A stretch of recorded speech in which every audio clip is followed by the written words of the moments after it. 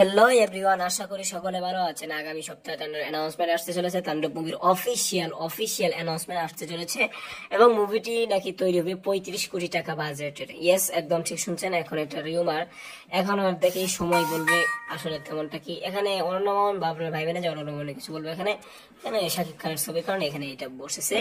যাই হোক, মেগাস্টার শাকিব খানের নেক্সট মুভি হচ্ছে কি তাণ্ডব। বরবাদ তো আসবে, বরবাদেরই আসবে, ঠিক আছে। বরবাদ ক্লাসে যাবে।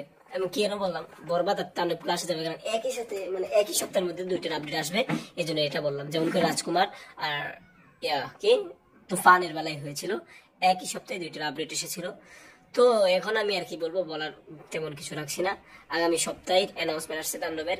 এই বিষয়টি আপনারা কি করে দেখছেন কমেন্টে জানাতে পারেন। কমেন্ট বক্স স্বাধীনতার জায়গায়, যার যার মন মতো আপনারা কমেন্ট করে যেতেই পারেন, স্বাভাবিক। এতে আমাদের করার কিছু নেই, আপনারা করার কিছু নেই বলতে কমেন্ট করবেন।